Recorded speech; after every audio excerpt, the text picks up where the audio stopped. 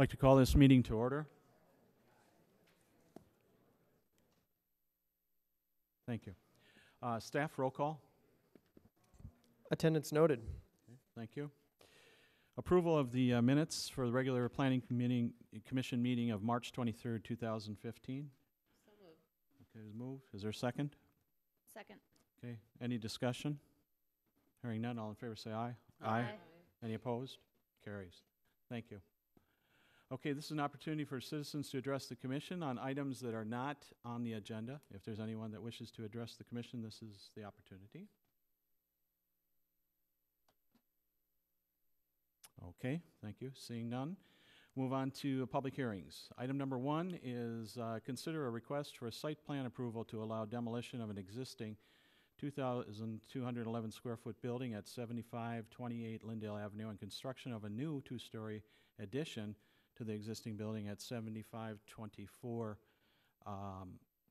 Lindale Avenue. Staff? Thank you. Barrett Lawn Care has operated from the building at 7524 Lindale Avenue since 2008. The business offers commercial landscape maintenance and installation as well as snow removal services throughout the Southwest Metro. In 2013, owner-operators Eric and Laura Barrett purchased the adjacent former Kirby Vacuum building at 7528 Lindale Avenue. This building is in very poor condition and was when it was purchased. The applicant is proposing to tear down the building and construct the 2-story office addition mentioned previously. The total square footage would be approximately the same as the existing building, but it will be designed to provide proper offices and meeting space for existing employees. Additionally, it will provide a greatly improved face on Lindale Avenue. Outside operations will not change with the proposed construction. I'm going to go over a few of the general requirements and policies of the code. The proposed building and site improvements either meet or improve upon existing nonconformities. Either meet existing code requirements or improve or maintain existing nonconformities. The proposed building addition will meet setback and height and architectural requirements. The required combination of the 2 parcels in order to construct the building addition will make the new single lot compliant with minimum lot dimensions. The existing combined site is nearly 97% impervious. The applicant has proposed a plan with a modest increase to landscaping within the site boundaries, but a significant improvement to the boulevard in front of the new portion of the building. In cases of constrained sites, you may remember that the city can count improvements within the boulevard when they are not possible on the property. Staff believes that these significant improvements do meet the intent of the code. Alternatively, the building could be pushed much farther back on the site, but that doesn't meet a lot of the other goals that we're trying to achieve along our commercial corridors. In terms of parking, the code requires 25 spaces for this business. In addition to providing sufficient parking, the applicant will provide an improved ADA parking stall along Lindale Avenue, as opposed to being behind the building where it is now. As explained further in the attached narrative, the business here is conducted almost entirely off-site at customer locations. The owners go to the site to discuss a potential client's needs. Very rarely are customers coming to this site, and so continuing to have parking primarily in the rear does not cause a problem, or should not cause a problem. In terms of noise, the requirements of Section 930 will continue to apply. Since 2008, the city has received 1 complaint related to noise. The complaint came after an overnight snow event when crews reported early to retrieve snowplow vehicles. City staff and the police followed up with the applicants, and we were satisfied that the applicants would continue to discuss protocols to reduce any disruption for the neighbors. And the applicants have included names and addresses of neighbors immediately to the west of their property who have said that they are satisfied with those efforts. In addition, the applicants have provided details about the scheduling and proactive approach that they try to take with their employees to maintain an atmosphere that is good for both their commercial business and the adjacent residential. There are a number of general site criteria that apply to this application. I've detailed them in the attachment to your report. If you have any questions about those, I'd be happy to answer them. But in general, staff finds that those identified criteria have been met. Notification of this public hearing was sent to all properties within 350 feet. Staff did not receive any comments regarding the public hearing, and City Council consideration is scheduled for June 9th. The applicants are here tonight. If you have any questions, staff would be happy to answer, or the applicants. Okay, thank you.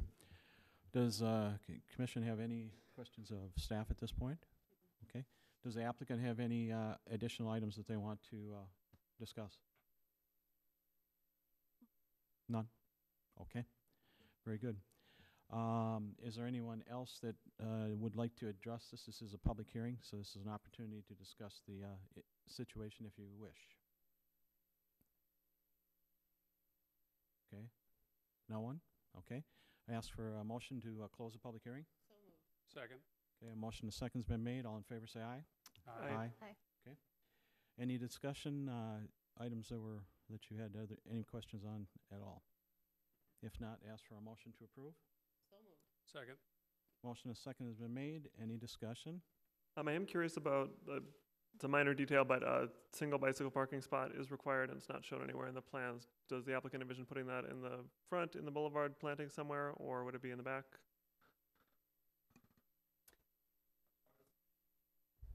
You'll have to step up to the microphone and identify yourself.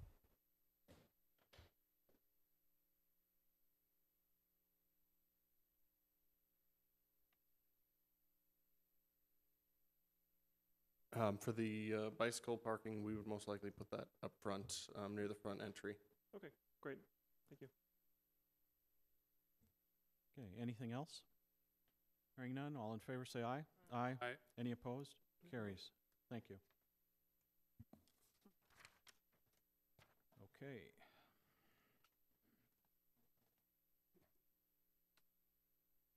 And second item on the agenda is consider a request for an interim use permit to allow a temporary 75-foot telecommunications tower at 6401 Penn Avenue. Staff. Thank you. Vinco Inc., working on behalf of multiple wireless carriers, has applied for an interim use permit to allow construction of a temporary steel telecommunications tower at the Penn Avenue Water Tower and Richfield Fire Station number 2. All current wireless telecommunication equipment must be removed from the water tower during a planned rehabilitation project this summer. The purpose of this proposed tower is to host the existing wireless telecommunication antennas for the duration of that project. Telecommunication towers are not permitted in the mixed-use community zoning district. The purpose of an interim use permit is to allow a use that may not be compatible with the comprehensive plan to operate for a limited period of time. The council must find that the temporary nature of this permit makes the use permissible at this time. In evaluating a request for an interim use permit, the Planning Commission and City Council should consider its compliance with the criteria outlined in subsection 547.15 of the City Code, which was attached to your staff report. In districts that do permit telecommunication towers, the minimum setback from residential structures is equal to twice the height of the tower, in this case 150 feet. This minimum setback requirement is not met, as the tower will be located approximately 95 feet from the nearest residential structure, which is a multifamily residential building at 6416 Oliver Avenue. The council may waive ordinance provisions upon finding that the temporary nature of the interim use permit will eliminate the adverse effects that the provisions were intended to prevent. The proposed location of the temporary tower maintains as large a setback as possible from the nearest residential structure while meeting the needs of the wireless carriers in the area.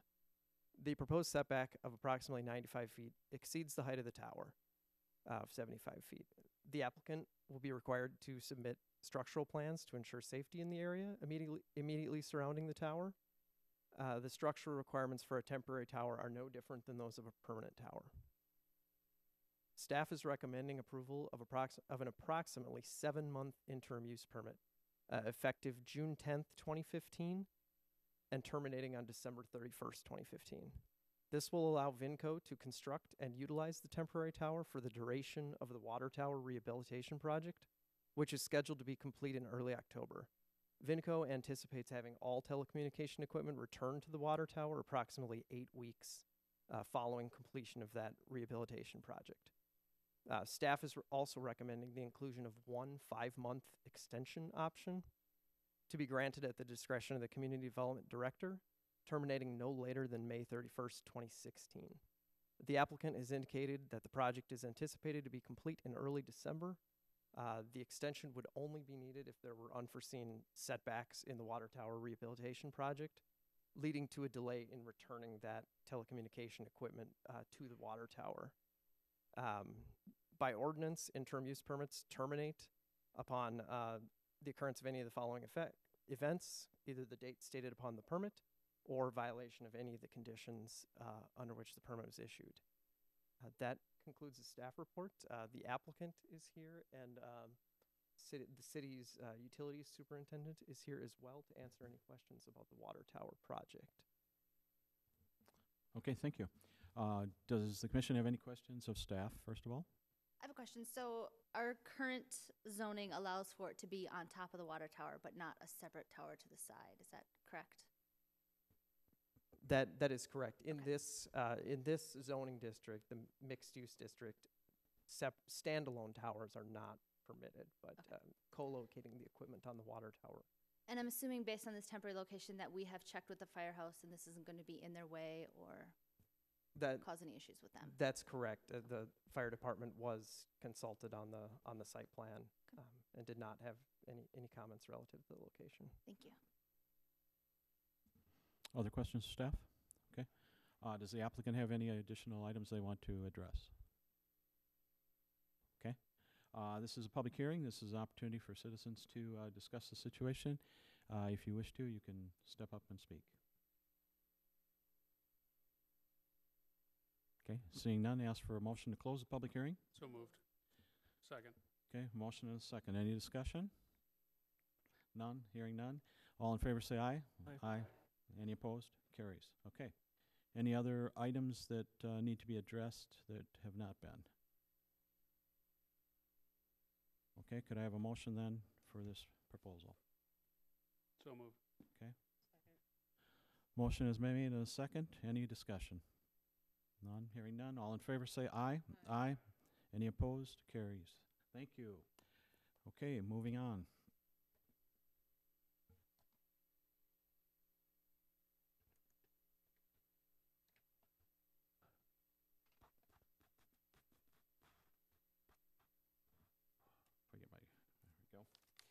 Okay, third item on the public hearings. Consider a request for a site plan approval to allow construction of a community band shell at Veterans Park. Staff?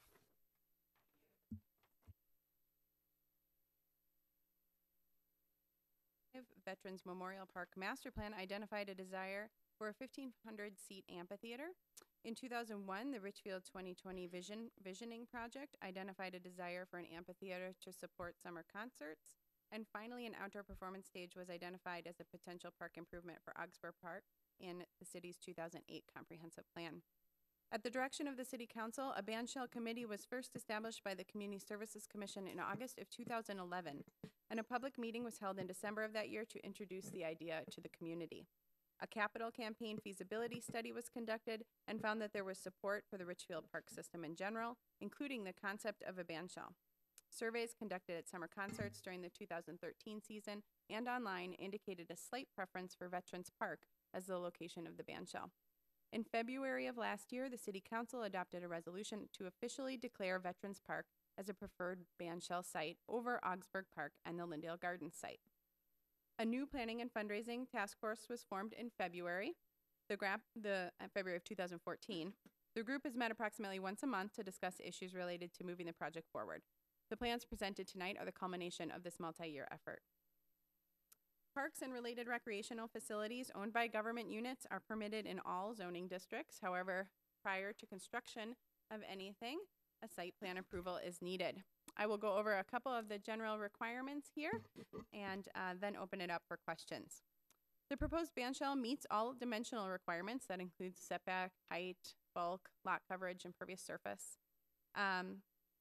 And the performance standards related to screening, architectural design, stormwater management, and lighting are all also met. A final landscaping plan with additional parking lot screening along the eastern side of the south parking lot would be required prior to issuance of building permits in order to comply with code. But landscaping along the southern edge of the parking lot should be considered as part of the reconstruction of 66 as opposed to right now. In terms of parking, the code would require 90 stalls for a public place of assembly of this size. The lot immediately adjacent to the proposed band shell can accommodate 175 vehicles, and the northern lot can accommodate an additional 110. Additionally, an agreement with the American Legion would allow for shared parking for exceptionally large crowds. The available parking, in addition to the fact that many users will potentially use alternate modes of transportation, exceed code requirements. In terms of noise, the applicant, the city, is proposing the following noise control plan. A band shell performances shall be conducted by permit through the Recreation Services Department. A staff member of the Recreation Services Department will be present at all performances and will monitor through the use of sound equipment, noise levels to ensure compliance with city codes. A noise monitoring device will be required to be stored at the site at all times, and measurements will be taken by city staff at intervals throughout each performance. No performances will be permitted beyond 10 p.m. or earlier than 7 a.m. unless approved by the City Council through a community event license. Again, as we discussed in the previous applications, there are some general criteria for site plan evaluation that the City Council and Planning Commission must consider. To summarize, those are consistency with the various elements and objectives of the comprehensive plan, site and building designs that offer integrated and thoughtful transitions from adjacent land and buildings, functional connections for drivers, pedestrians, and bicyclists, energy conservation through site or building design, and protection of adjacent and neighboring properties from substantial negative effects. Staff does find that the identified criteria have been met. The budgeting for the band shell, the band shell project is expected to cost $400,000. It's budgeted to cost $400,000. The sources are listed in your staff report. That's $250,000 from the capital improvement budget, $75,000 in additional city funds, which were approved by the council, and $75,000 in donations. For this public hearing, notice was sent, as per usual, to properties within 350 feet of the site. That is the border of the site, not just the band shell location. And council consideration is scheduled for June 23rd. Our Recreation Services Director, Jim Topitzoffer, is here tonight to answer questions, and I'd be happy to answer any code questions that you have. Thank you. Commission, any questions of staff at this point?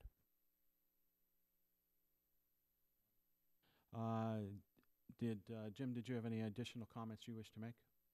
None? Okay. Okay, this is a public hearing. This is an opportunity for you to speak on this subject. Chair Jabs, 1 second before you invite the first person up. We did receive one set of written comments by Mr. Gary Olson of 6633 Columbus Avenue. I've distributed those to you. If you would take a moment to read and consider those, and then we would open the public hearing to the folks here. Okay, this will probably take a couple minutes. It's Yeah. rather likely. So. Yes. And I'll just note, if you do come up to speak, please do sign in. There's a sign-in sheet near the podium for your name and address. Thank you.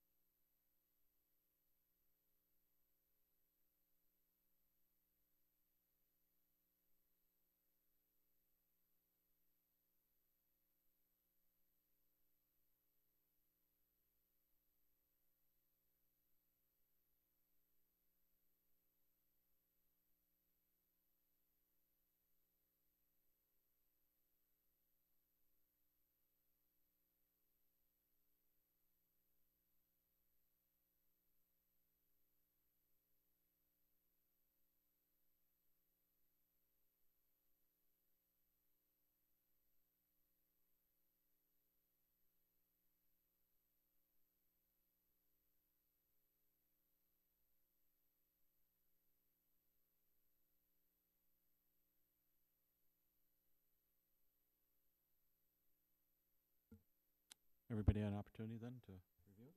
Okay, thank you. Okay, so at this time, it is a public hearing, and as staff said, you're limited to 3 minutes to discuss any topic.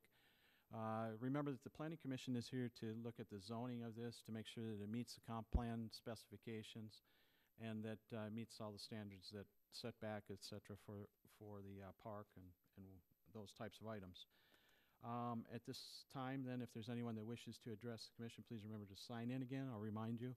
And then you'll be limited to 3 minutes to discuss. If there's a group in attendance, we'll give them a little more time. If it's a group that takes care of a large percentage, obviously 3 minutes may not be enough time, so we'll add on a couple more minutes there to address the issues. So at this time, you have an opportunity to give us some comments relative to the point. Please make sure that you also tell us your name and address when you come up. Good evening, Mr. Chairman and Commissioners. My name is Ann Laughlin. I live at 4804 Dowling Street in Minneapolis. I am a member of the Audubon chapter of Minneapolis, and I'm here to speak on behalf of the birds in your wetland. Veterans Park is fortunate to have more than 60 acres, as you know, of beautiful wetlands that we believe could be adversely impacted by the new band shell. More than 200 species of birds have been seen there, some on a quite regular basis. And some of these birds include, and I was surprised to see this variety, great horned owls, barred owls, American bitterns, hooded mergansers, golden and ruby crowned kinglets, Cooper's hawks, bald eagles, horned grebes, brown creepers, nesting green and black crowned night herons, wood ducks and warblers, including the prothonotry warbler, which is a very nice little warbler, and a variety of woodpeckers. I'm sure I've missed some birds. But our bird populations are experiencing a significant decline today across North America. And the 2014 North American Bird Conservation Initiative predicts that over half of North American bird species will be extinct by the end of this century if we don't do something to prioritize their conservation. We've got to protect their habitat. Migratory birds are at a particular risk, in part due to the expansive range of the habitat that they depend upon. So every bit of habitat counts. We need to protect what we have and not damage it with unnecessary development, which we believe the band shell is because it is so close to the wetlands. It's going to have an adverse impact on the nesting and feeding habits of many of these birds. And we ask you to consider the necessity of conserving our natural resources. Thank you. I'll sign in now, I guess. Thank you.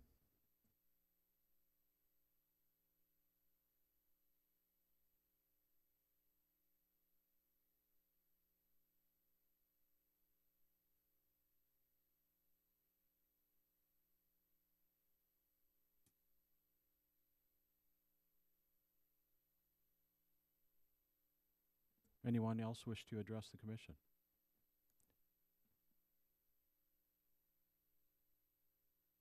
My name is Margaret Sherman, Schreirman. I live at 69th and Oliver, and I've been a homeowner here for almost 19 years. Raised my children. My one son was 1 year old, and my daughter was 10 when we moved here, so we've used the ice rinks, we've used the picnic facilities, we've gone to the farmer's market, and we have loved Veterans Park. And whenever I drove to the east, like to the airport or to the new stores over there, to Mount Calvary, I enjoyed so much that view of open space. It feeds the soul in intangible ways, and I really hope that it can be preserved. I decided to come to this meeting. I've never been to a city meeting before, and that's really my fault after all these years, but I went to the Community Services Commission last week and learned that the proposed new design looks more like a garage than a band shell. In fact, I looked at definitions in dictionaries for what a band shell is, and it doesn't match any definition I can find. So I think if this performance venue goes forward, it needs a different name than band shell, maybe performance stage in a garage or something. And So if Richfield does not have the money, I think maybe it would cost $1 million to build what some people want. If it takes $1 million, then save $1 million so that we can have something to really be proud of that can be a symbol of Richfield. Because whatever is built there is going to become a symbol of Richfield, whether we like it or not, whether it's beautiful or an eyesore. That's all. I have other things to say because I really love Vets Park. I love open space. I love trees and birds, and I love the people from Minneapolis that come to Richfield for those things. But I'll leave it for now because other people probably want to speak. Thank you. Thank you.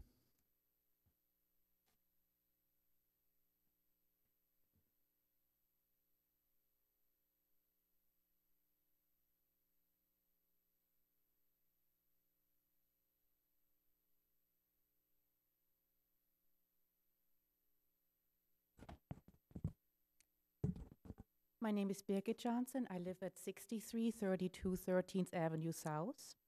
And I have the top 10 reasons not to build a duplicate bandstand at Veterans Memorial Park. Number 1, the city of Richfield's own study shows that the Lindale Garden site scored higher in their own criteria for a performance venue than Veterans Memorial Park. Number 2, the proximity to the Minneapolis-St. Paul Airport and the noise level of the proposed site, right under multiple flight paths. Number 3, the sinkhole at Veterans Park in the location of the proposed bandstand is a testament to the history of the area. Number 4, the area where the bandstand is proposed to be built is in a wetland that should be preserved for the future. Number 5, the Lindale Garden site will have a bandshell outdoor performance stage, and the city has already received a $480,000 grant through the Met Council. There is no need for a duplicate outdoor performance venue within a mile of each other in Richfield. Number 6, the soil boring results show the area needs expensive amendments for building a bandstand at Veterans Memorial Park. Number 7, preserve open space and save money while keeping the park more natural. Number 8, the lack of funding from citizens of Richfield is a testament of a fact that you will never admit to, and that is, you do not and never had the support of the citizens of Richfield, and you may have intended that to begin with.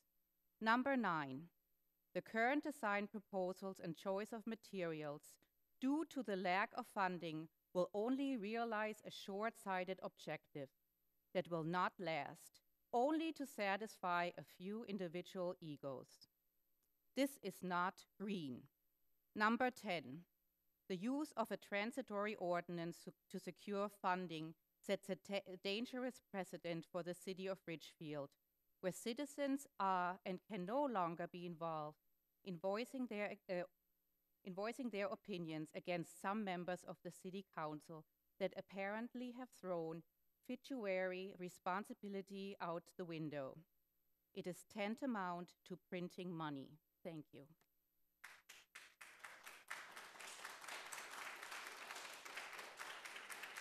Okay. This is a meeting that we have to conduct. Enough. Thank you. Anyone else who wishes to speak?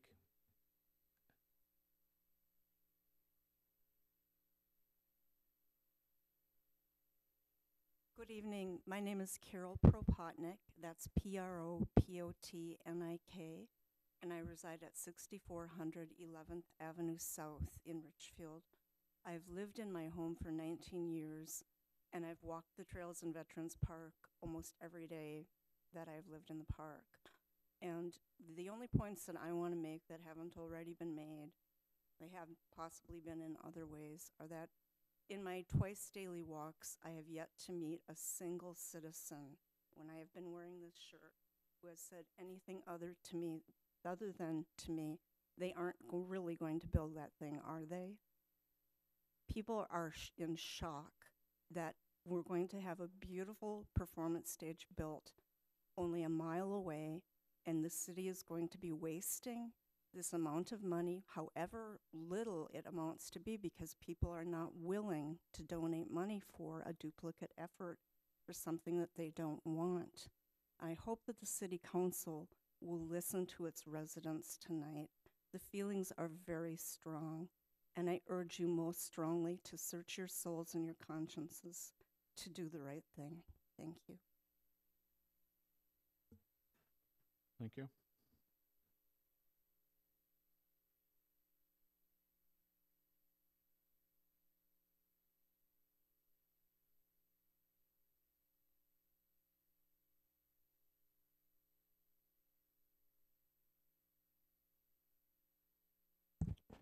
Howdy, I'm Steve LaVictoire. I live in Minneapolis. Rick, you're the chairman of the Planning Commission and the task force. And Rosenberg, you're on this and the task force. It's the same people rolling through here. Your first question should have been, do you need a second band shell? But no, you just roll through what the city council says look into. Where's the democracy in this town? We've been calling you out for over a year and you've ignored us. You're ignoring me now. You know, you're just, is this all just for show? O'Leary, you want Wood Lake to be opened up into Lake Harriet. You want bike paths in there, and you want it to look like Lake Harriet. So does Butler over at Vets Park. You know, leave it as it is. And don't say you didn't say that at Gattel's fundraiser we went to. Okay? I know what your game is. They've been calling you out this whole time, and you just sit there nodding. You know what's going on. We've been calling you out, and so stop building it. You've got one paid for fully by taxpayers, Richfield taxpayers, 7 counties of taxpayers through the Met Council. I talked to Colleen Carey last night and Beth Pfeiffer. You know, they said, yeah, it's going in. Mayor Gattel says it's just a cement slab going in there, and it's not. That's a lie. It's a whole amphitheater. I come from Minneapolis, the best park system in America, to have to deal with this garbage. You have a beautiful park system here in Ways. I want to preserve that. I'm here because I care, okay? I don't hate you. I just care about this so passionately. Thank you.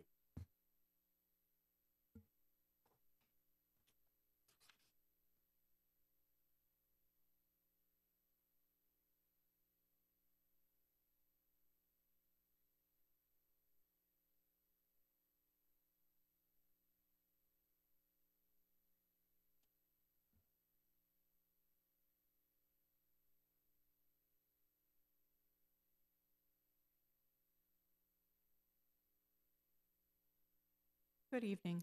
Heidi Guybor, 6915 Wentworth here in Richfield. I guess I agreed with a lot of the top 10 reasons there. The airport, the bog and wetlands is not an appropriate place to build on because so many changes will need to be made with the soil for construction. There have been few donations from the public, which would indicate little support. Another performance stage is planned for a central, more convenient location. But the one thing that I haven't heard about is I believe that this could be a very strong target for vandalism. And how are we going to take care of that question? So I think that that needs to be considered as well. Thank you.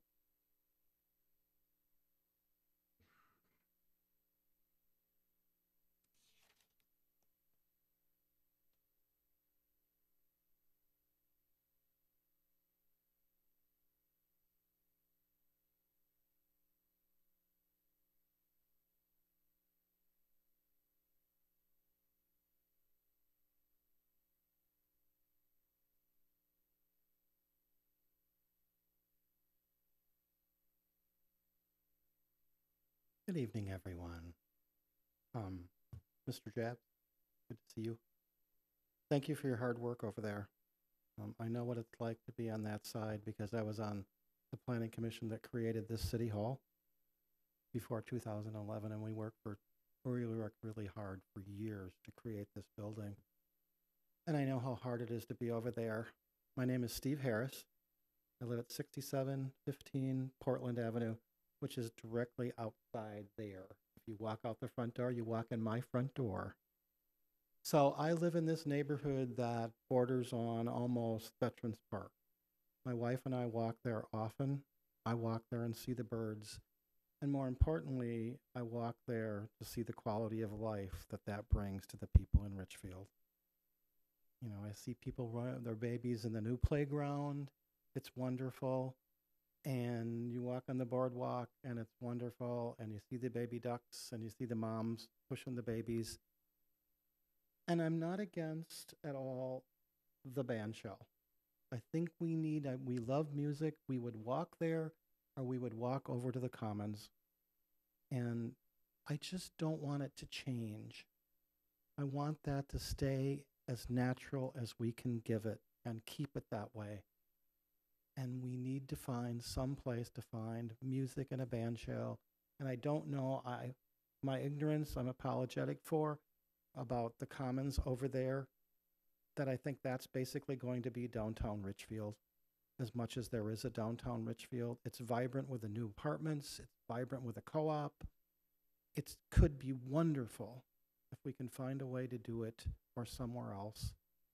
My wife and I would just really prefer that we leave Veterans Park as natural as we can leave it. And I think that's important for all our quality of life. So thank you for listening.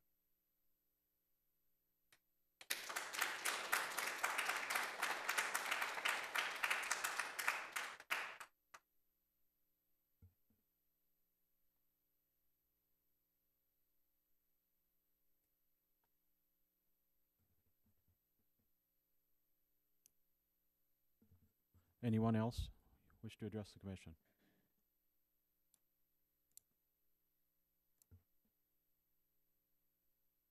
My name's Grover Dodds. I live at 6612 12th Avenue South, Apartment 3. There's been several comments about the soil at the site of the construction. I'm probably sure that this commission knows, it is discovered that not too far below ground is concrete.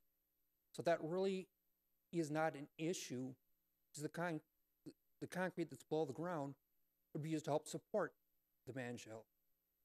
And also, I think it should be noted that the Richfield Symphonic Band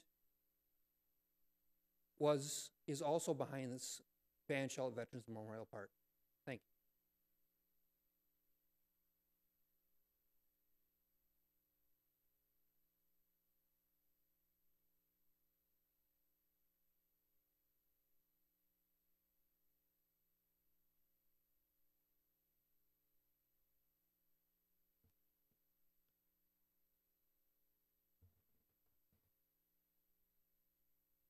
My name is Renee Anderson, and I live at 701 East 66th Street. I don't know how much more I can add to what these people here have already said, outside of the fact that I really don't want the view outside my window changing. It's beautiful. It's one of the many reasons why I moved here. I guess my question to you would be, can you give us the top 10 reasons why you won't listen to the constituents that put you into office?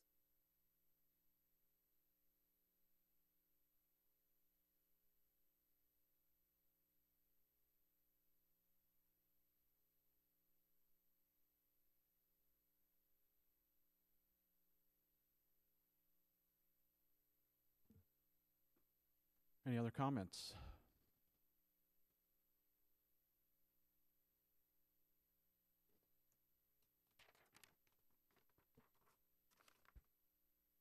Robert Hall, 7309 Oliver, 48-year resident of the city, former member of the Planning Commission. One of the issues throughout the planning for this city has been sustainability, and I wonder some things about the sustainability. For one thing, I think, Ms. Tillman, I can't tell if that's you, but did you say 450,000, or is it $1 million that this is going to cost? I think I've seen numbers in both directions. $400,000. I wonder if, in terms of long-term sustainability, do you have long-term commitments from the groups that you expect to perform at these band shell? And do you have in your budget maintenance that will be required for this after it is built in terms of the surrounding grounds and maybe birds dropping? I don't know. Airport noise was mentioned. As a former employee of North Central and Republic Airlines, I can tell you that if the wind is blowing in the right direction, you'll have a flight going over there every 3 minutes.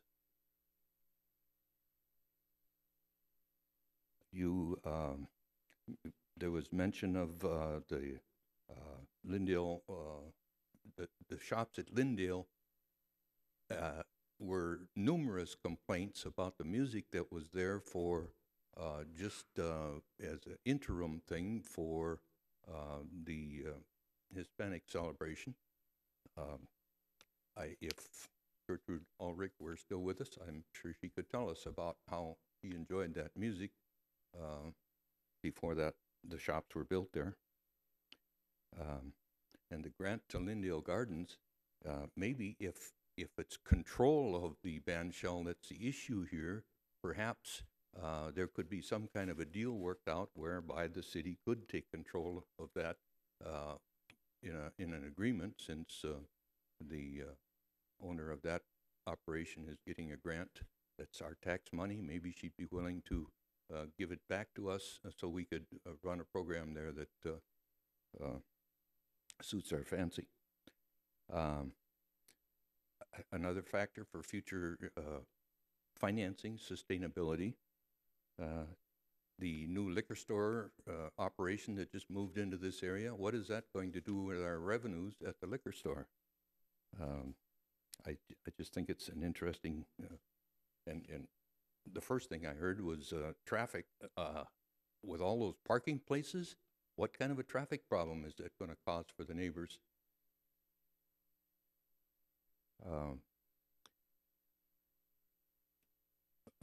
And Mr. Jabs, were you, am I understanding this correctly, you were chair of the study commission?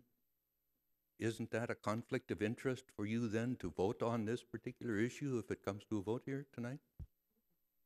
Thank you.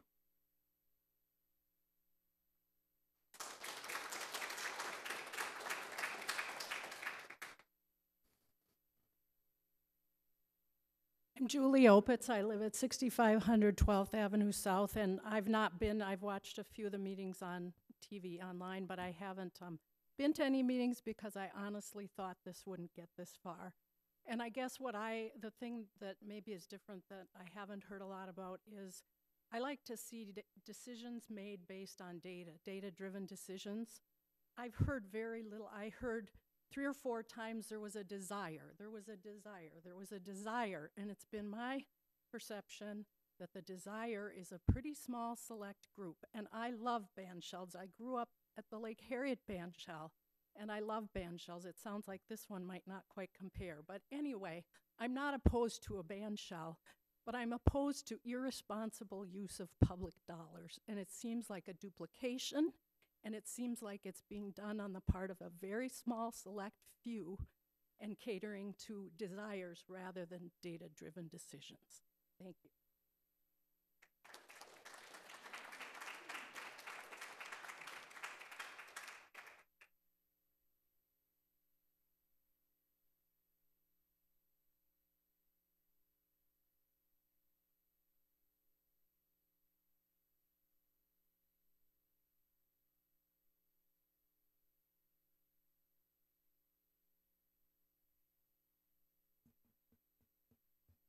I'm Susan Myers, and I think that it's certainly possible for different people to have different opinions about a bandstand that looks like a garage.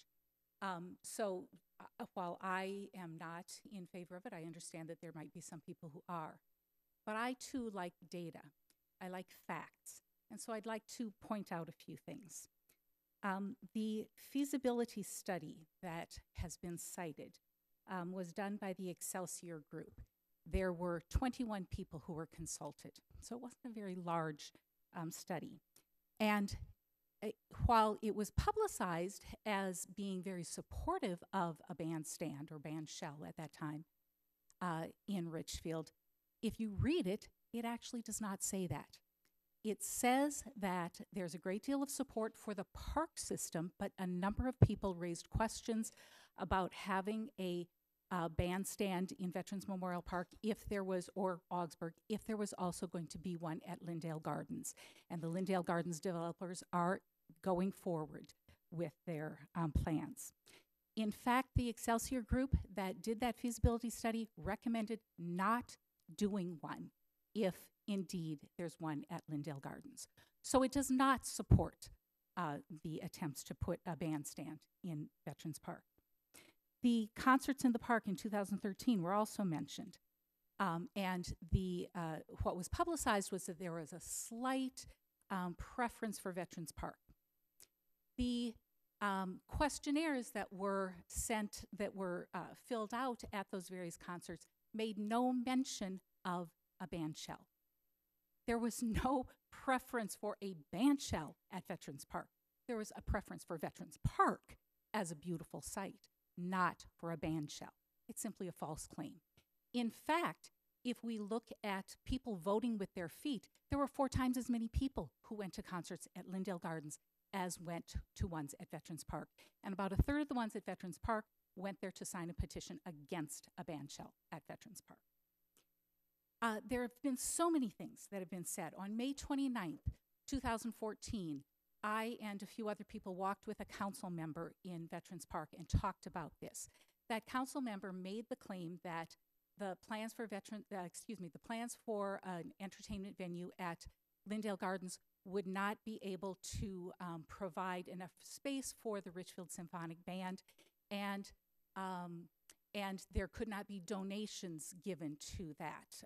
It could not be a public-private partnership. Both of those claims are false. I found out on May 30th, 2014, 24 hours after that council member made those claims. In fact, the Lindale Gardens entertainment stand, is large enough for the Richfield Symphonic Band, and the Cornerstone Group has a foundation that can take donations. That same council member, and I'm not mentioning names because I'm not trying to humiliate anyone, but I think the facts are important.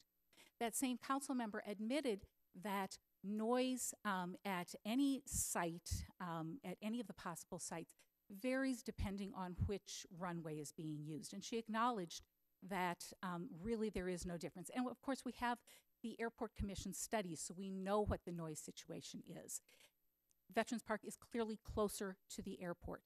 And yet that same council member brought up at a council meeting that noise was more of a concern at Veterans Park than at Lindale Gardens, even though she had admitted that that was not true privately. There was a band shell site selection criteria that was done by the city of Richfield that shows that in terms of parking, which is another thing that has sometimes been mentioned about Lindale Gardens, about not being sufficient at Lindale Gardens. In fact, parking came out equal between Lindale Gardens and Veterans Park. But the total on all the different criteria that were considered, Lindale Gardens or Richfield Lake comes out as a preferred site for an entertainment venue.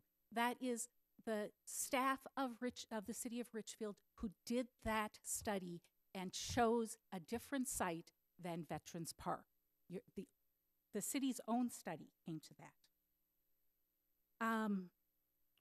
On July 8th, 2014, 2 members of Band Shell's task force stood here and made the claim that they had talked with the developers at Lindale Gardens, and had decided not to work with Lindale Gardens. The developers there have been asking for years to have a partnership with the city.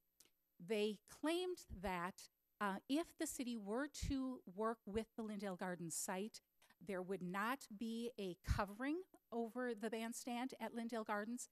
And what was the other claim? Oh, and there would be an annual fee charged to the city. Both of those claims are false. They were not mentioned on May 30th, 2014, when I and others met with the developers of Lindale Gardens, and I double-checked afterwards to see if I could have misunderstood. No. The covering for the entertainment venue at Lindale Gardens is in the plans. They have been asking for some cooperation and for some funding to help for that, but it is still in the plans. If the city were to cooperate with Lindale Gardens, there would be a covering and there would be no I'm annual sorry, fee. your time is up. Thank you. All right? I think that Thank you. honesty matters. Thank you. Is there anyone else that wishes to address the commission? Anyone else? Anyone else who didn't wish to address the commission?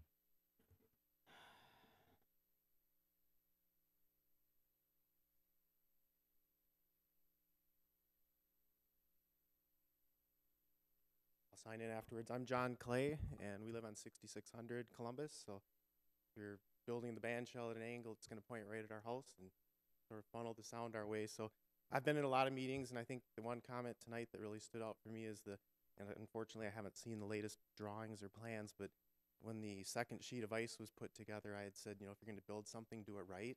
So a lot of times, things happen, the city's commissions, it's hard to change that. And I respect there's a lot of passionate people for the birds and for the park, and people want the community and the city and the children to have places to go. I get that, but build it right. I mean, nobody wants to have an eyesore. My wife comes from Red Wing, and we go there a couple weekends a month, and they have a very nice band shell. I know that was brought up as an example early on in what it would look like, but it was too expensive.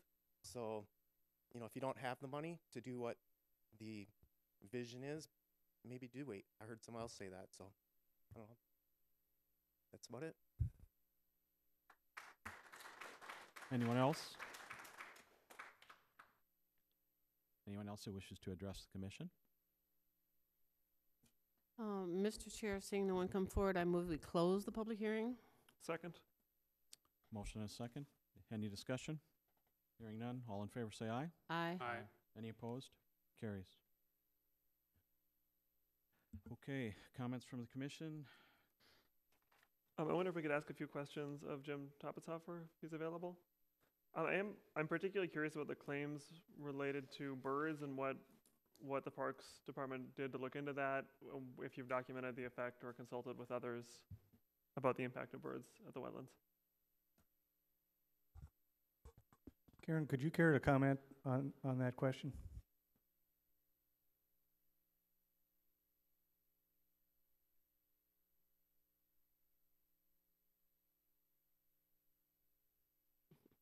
Yes, Commission, Karen Schrag, Director of Wood Lake Nature Center. I was asked by the city to become part of the task force that was looking into the band shell, and as my role, one of the things was my concern, and as a birder myself, as a naturalist, was would a band shell placed in that particular location be affect the wetland area that has all the birds that the people have spoken tonight? Would it affect them at all? And so the two people I called are the people that I highly respect and know, and so we contacted the Mark Martell, who I've known ever since he was at the Raptor Center, and he said because it was in an already developed area that he didn't have concerns about it, that it wasn't, as long as it met the guidelines of being enough away from the wetland. I also talked to Carol Henderson of the non-game wildlife at the DNR, and his concern was that it not be made out of glass and not have wires, but that he said that really there aren't any laws protecting that. And one thing that I learned in the process of it is that if we were to build, as far as the noise and the additional noise, that was a concern that I had, would that affect nesting birds and so on? And what Mark told me is that the birds in this area that are adapted to already the tremendous noise that you mentioned, that somebody mentioned about the airport, were adapted to that. Should you put something like this in Itasca Park, it would have a very detrimental effect, but that because the birds are already adapted to the noise levels, and it wouldn't be as consistent with that. So that was kind of our investment into that, because I certainly wouldn't want to be a part of something that was, had that impact. I think that, so does that answer your question? Yes, thank you. You're welcome. I did have just a couple other for Jim. The permitting process was brought up in the letter, and then the hours that people are able to play. In particular, the letter that we received requested that the hours, like the morning hours, be cut back. And honestly, I'm not really clear why 7 to 11 a.m. would be an allowed time to use the band shell. So could you talk about what the process is and why the hours were suggested as what they are? Sure.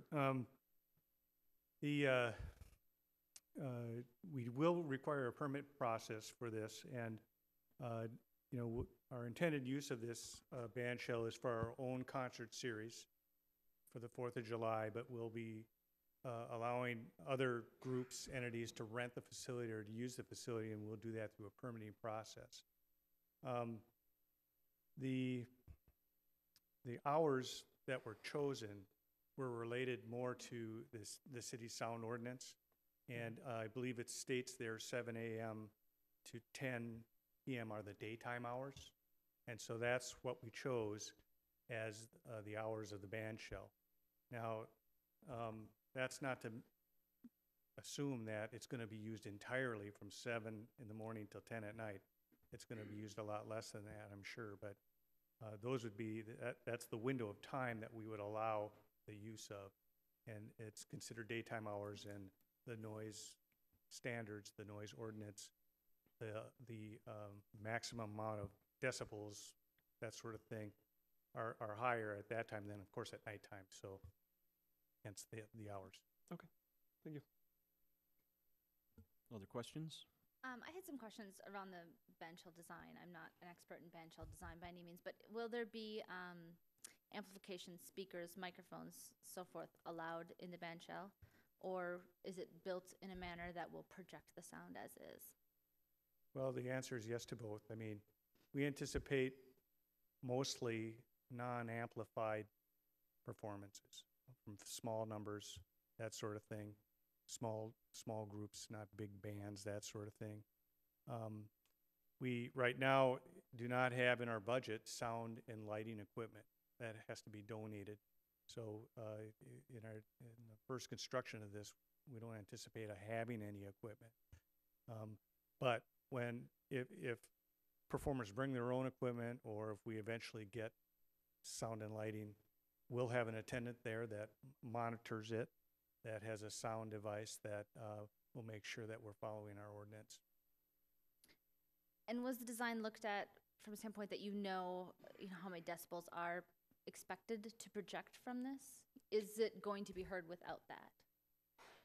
So we know that our ordinance goes by the guidelines or the noise rule of the Minnesota Pollution Control Agency.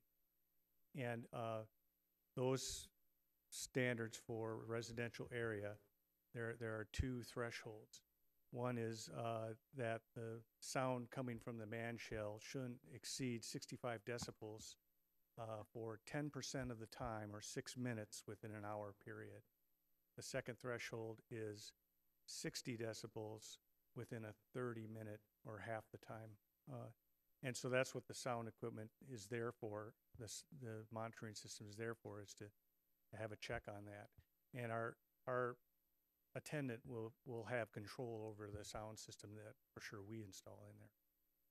So, but without a sound system, we don't know if I'm speaking how far that will project or how many decibels that will be. If you have the Richfield Symphonic Band performing a typical score, what will the decibels be without a sound system? Correct. We haven't done those types of studies.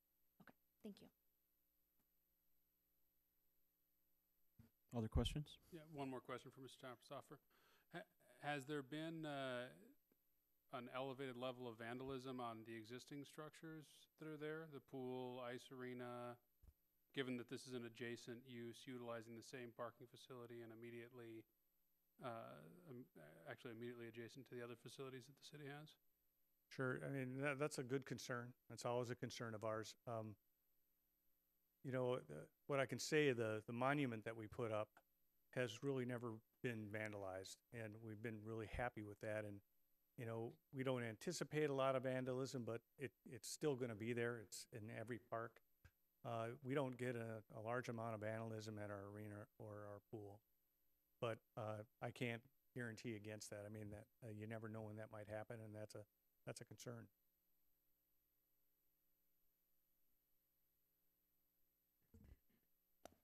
Any other questions? I just had one more question for staff as well about the Lindale Garden site. Have they applied for permits to start building that? They have not. Okay. Last night, the city council granted a final extension to the Cornerstone Group. They have until December 10th to pull building permits for that site. Thank you. And I also do want to, so I don't think it's necessarily within the scope of our decision, but just for the purposes of the concerns expressed here, could you explain why the Lindale Garden site isn't adequate and why you seek this in addition? I'll do my best with that. Council voted on that question last February, and the reasons that were given that I recall, I wasn't at the meeting, but that I recall is, one, they wanted to have a site that was owned by the city, and they wanted to, they were unsure of the parking capacity of that facility, you know, to accommodate all that activity, including, you know, concerts.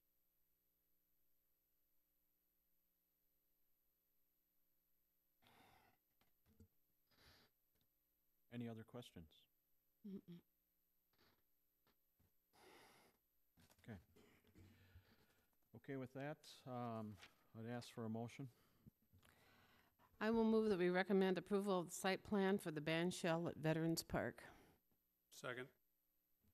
Been a motion and a second. Is there any discussion? I am concerned about the sound levels and that we don't know what they're going to be, whether too quiet and that we're building something that we don't know is going to be amplified enough or that it will be amplified too much. And I think we do have some good restrictions in place to say if it's too loud. But I just, that concerns me.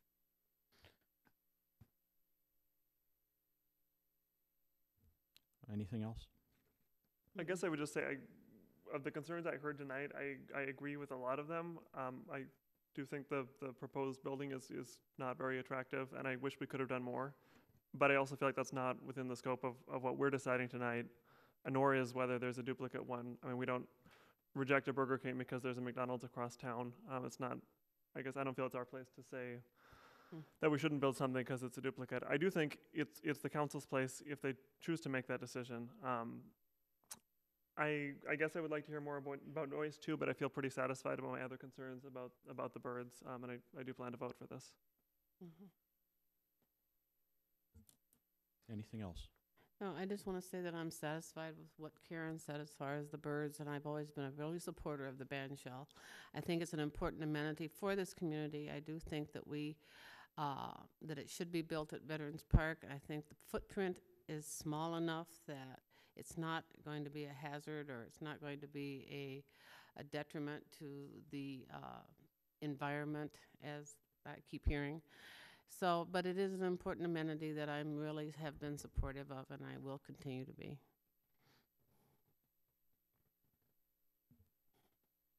Okay, I'll call for the vote. All in favor of the proposal, say aye. Aye. Any opposed? Nay. Thank you. Passes. Okay, we're moving on to, and thank you for everyone for your comments and suggestions. Moving on to new business, none. Old business, none. Liaison reports, Community Services Commission. Susan? I did attend the Community Services Commission, and there were a few things that were kind of really interesting. The Garfield Park renovations is complete, and the play equipment are being installed. Taft Park is also going through some renovations, but because the majority of the park is owned by MSP, we were not able to accept a $60,000 grant for improvements there because the city could not guarantee that nothing would change in that, as the MSP requires as part of their grant. And we talked about single service garbage hauling that is going to be coming up before the council, and eventually we're going to have a study session on that, and I think that's moving forward. And we also had a little discussion about the farmers market, which is it's going now, and that's another one of our amenities that we're really proud of here in Richfield. That's it. Thank you. City Council? No report on that one. I didn't attend that one. HRA? The HRA has been very busy since we last met. They have reviewed proposals for the Cedar Point 2 Commons, so across from Target and Home Depot there. They had those online, and then there was some question on Richfield Connect too that people kind of got to vote in, so I hope everyone got a chance to do that. And then they met last night with a joint session with the City Council to have a silent vote about kind of what the couple of proposals they want to review going forward. So more to come on that. Richfield School Board?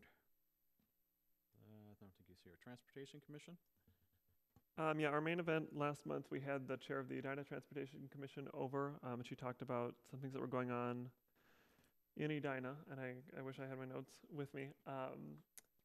In particular, we talked about some interesting things related to local street reconstruction and the process that they have to sort of gain buy-in and determine, how does a local street meet the community's needs, and then also meet the needs of the homeowners immediately adjacent.